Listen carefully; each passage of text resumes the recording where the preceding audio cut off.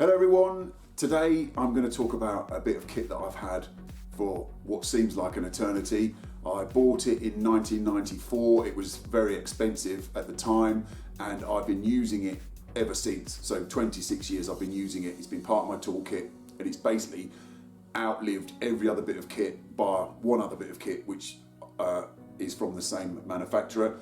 So I'm going to do a video to talk about this bit of kit and why I think it's possibly one of the best bits of kit of its type that's ever been made. So here it is.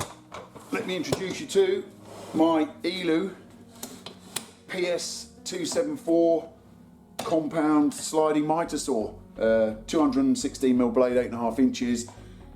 This has been with me for all of my, well, the best part of my carpentry career. It is an absolutely fantastic piece of kit. ELU was a company that was based here in Europe. I think it was Swiss, but I might be wrong, it might be German. And it was bought out by DeWalt in 1994. And I think DeWalt are owned by Stanley Black & Decker. So again, back in the day, ELU really was the best you could get in terms of kit. I mean, they made a radial arm saw, they made this saw, they made routers and planers, and there's a lot of those tools, and these included, that are still desirable today. And as I said, the only tool that this hasn't outlasted is the ELU router that I've got, and the only reason that's been sidelined is because I've now gone cordless. So this saw, from the first moment I got it, you know, and I think it was quite expensive. I think possibly in '94 it might have been, it was well over £300, I think, plus VAT. So, you know, quite expensive, and back then that was even more expensive. So, you know, when I first got it, it was obviously brilliant, because up until that point, you know, the sort of hand saw was king. This was the first chop saw I got, and the stuff that you can do with the chop saw and the precision that it brings to your job is, you know, it really accelerates the standard of work you can do, the speed you can do. So yeah, it's you know, there's nothing groundbreaking about it. I mean, it's pretty much, it's got this sort of sliding system in here, and there's a sort of linear bearing in here. Behind this blade here is a sort of a little bush that tightens up onto this one here that takes out any slack.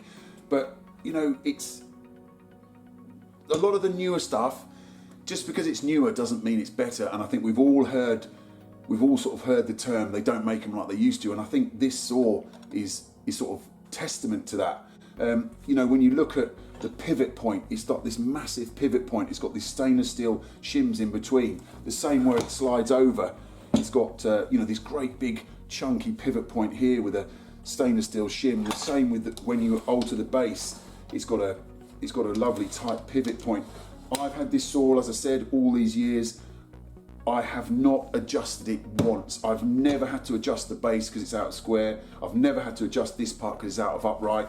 It just cuts consistently every single time. I think I've only a couple of times I've had to adjust that little shim in the back there just to take any slack out. It's got a tiny bit of movement, but not any more than you'd expect. You know, I can use this all day. It gives me really precise, consistent cuts. And the other thing that I really like about it is its portability. You know, when you close it down, I mean, I haven't got this sort of back, there's a plastic back guard, I think it's here somewhere. Yeah, they supplied them with this sort of cutting guard in the back, which I don't really use. But what it stops you from turning it sideways. So when I transport it, I push it down like that, turn it sideways, wrap the lead up, and it's quite portable. It's not the lightest of saws. I think this is about 16.5 kilograms, but it's just, when it packs down, you can go through customers' houses and jobs, and you can get it through doorways. I think perhaps one of the reasons it's gone so long, it's got this huge, look at the size of that motor on there, it's absolutely massive, and I don't know what the exact wattage is. I don't think it's fantastically more powerful than a more modern saw, but just everything, you know, the armature and the motor, it's all bigger.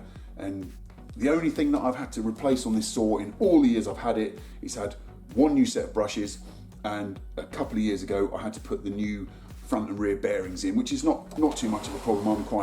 I quite enjoy stripping these kind of things down. So it's just a saw that just keeps going and going and going. So I've had this saw a long time, and I'm slightly fearful that sooner or later something's going to break on it that I'm not going to be able to get the parts to repair. So I think it may come time for this saw to be retired. So I'm going to show you the saw that I'm going to replace this one with, bearing in mind it's got some really big shoes to fill to be as good as this one. So here it is. It's its replacement. So this is the DeWalt DW707. Now you might be thinking, well, it looks pretty similar to the ELU one, and that's because it's exactly the same saw. DeWalt Black & Decker bought ELU in 1994, as I said, and basically what they did was they pretty much, if I just pull that one in here,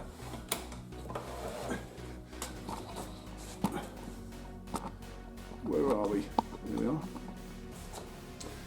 Yeah, what they pretty much did was just they took the exact design of the ELU and they just put yellow plastic in the moulds. So this saw is identical in every way to that one.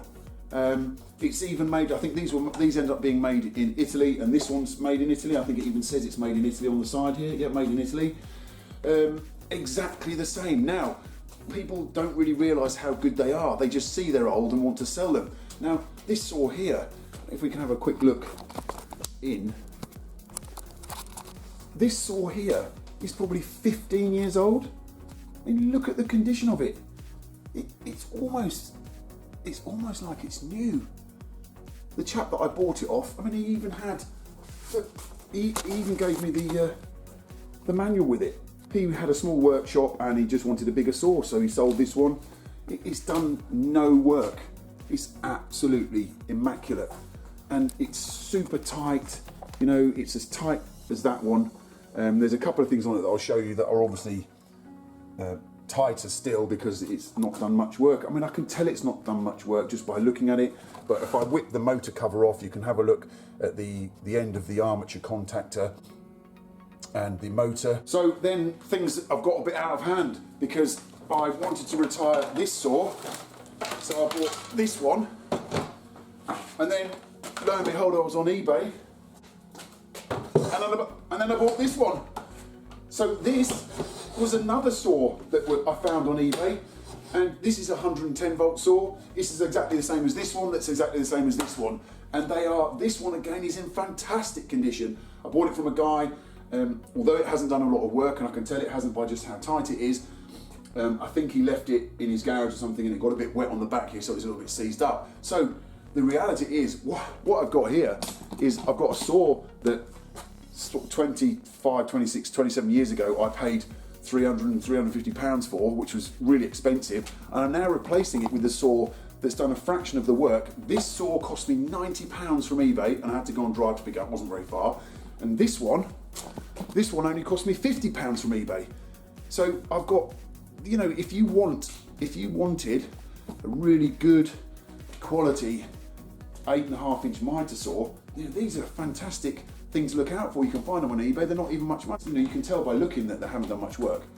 So as we can see, things got out of hand real quick. The main mechanism that kind of wears out on these saws is a lever system that pulls this back. But you know, that one's fairly tight, you can just hear that. A little bit of movement there. This one, listen, it's getting a bit old and a bit saggy. So I'd rather I didn't just keep going with this one until it breaks. I'll just retire it now and start using this one if I'm doing sort of more domestic projects, and this one if I ever have to go back on site. So there you go. I'd be really interested to hear people's thoughts on what I've said about these saws. I'm going to stick my neck out and say that I think that this ELU PS274 and then on to the DeWalt DW707 is probably one of the best sort of portable mitre saws that's ever been made. It's really good for the kind of work I do, and to be honest, there's not much that I haven't been able to do with it. For general sort of carpentry, for second fixing, stud work, it's been absolutely fantastic. I have got a Makita, it's just a straight pulled chop saw for cutting anything bigger than sort of 60 or 70 mil, which I very rarely use. So as I said, and I know I'm repeating myself, you know, a lot of these new saws are absolutely fantastic. That saw has been worked every day for 26 years, and you know, whether or not any of the newer type saws are going to be able to work that long, I know there's some fantastic saws out there. You know, brands like Festool are making amazing bits of kit, but you know, would you really want to be lugging a really expensive Capex Festool tool around on some of the sites, getting wet and stuff kicked on them? These saws, they cut out to about 280 millimeters. The angle goes round to 48 degrees at either side. The saw can be tilted over to 48 degrees as well, and all in all, it's just a very useful, portable saw.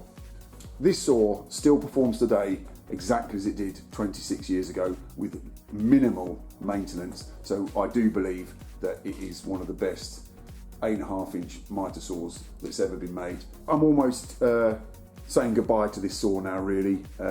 It won't be used every day anymore. That'll be down to this one. And I think you can become attached to tools, and I definitely feel that this has come a long way with me, this saw. I mean, it's worked, you know, all over the UK, this country. It's also worked over in Europe a lot, and you know, sort of through the good times and the bad, this one. So I think, you know, a lot of us perhaps sometimes can form attachments to our tools. I'm going to stick it to one side. I'm not going to sort of chuck it in the back of the cupboard. I think I'll still perhaps get it out on special occasions, maybe at Christmas and birthdays. It seems slightly ironic that I'm replacing a 27-year-old saw with a new, maybe 15-year-old saw.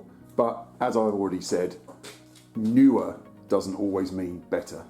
I know these saws, they're all drum tight, they're super accurate, and they will just produce accurate results time after time after time for years. They are an absolutely fantastic saw. So let me know what you think of what I've said in the comment section. It is perhaps a little bit of fun, but that has been a fantastic bit of kit. Thanks for watching.